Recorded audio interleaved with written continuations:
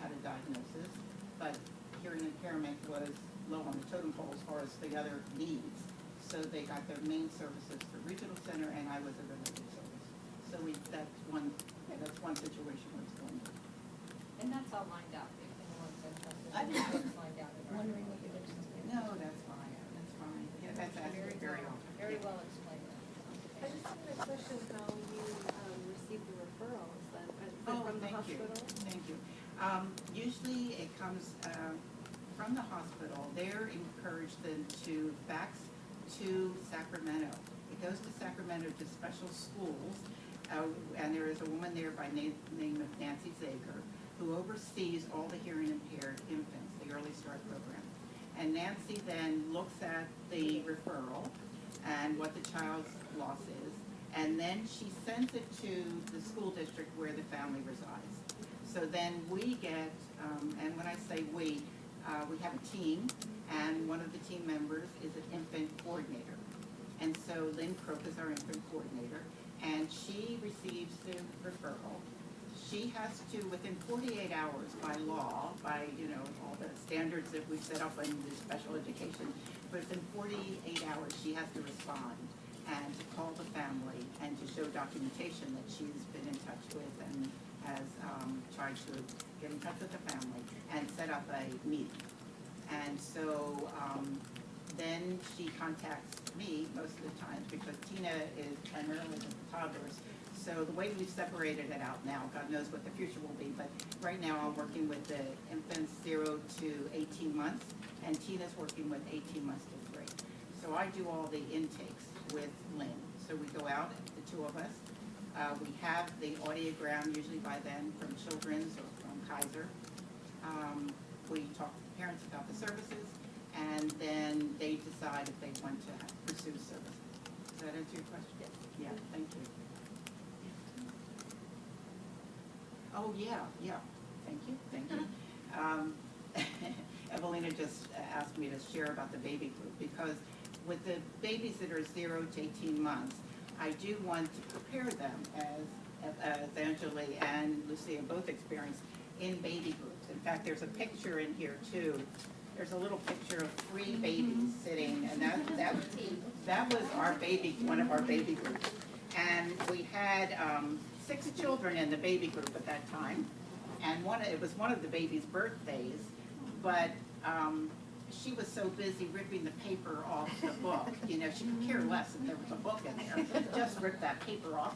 And then the children started playing with the string, and the yarn, and then it was like, okay, there's a book here, but there's only one book, and I have 3 babies. Oh, so got 2 more books, and they had the books, and it was just really cute. It was one of those photo opportunities. It was too good to miss, so I'm glad we caught it. But the baby group is generally from 3 months until 18 months. But it depends on the situation. Like it's funny, this year I have a baby who's 3 months, but I've advised them not to come in yet because I'm worried about the flu. And that baby has not gotten the 6-month, inoculation. And so it's like, don't come to school right now. There's too many kids sick. I don't want anybody, But if it was in the springtime, I'd have her come in at 3 months. And then they're able to meet each other, other parents. And that really, there's something about parent to parent. That's why I wanted to bring them with me, because I can talk as a professional, but I don't know your experience. I don't have a child with a disability. I've spent many years in the field, but it's the parent to parent that really bridges that gap and helps them understand and feel like, okay, we can do this. We can do this. And I love when Angeli was talking about the we, because we had a disability. It's true. The whole family have a disability when the diagnosis. And I think it's amazing because everybody comes from different backgrounds, different cultures, but we're all connected because all of our children have a hearing loss, some type of hearing loss. So even though we might all be culturally different and the kids might be different age groups, we can all connect and share and get feedback because we're all experiencing the same thing. I think that's the most powerful part of the baby group is that parent connection. That's okay. Yes. Well, can you talk a little bit about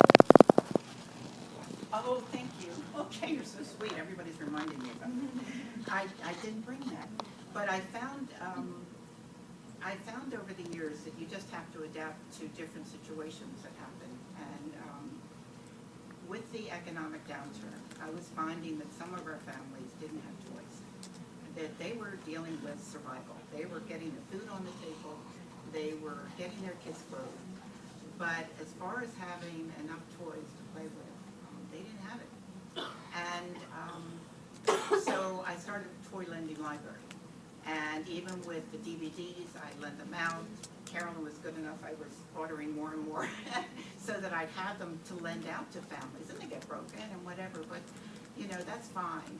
But sometimes they need that. And so I developed the toy lending library, and some of the families that do have toys at home, you know, will then give us toys, you know, after they're finished with them.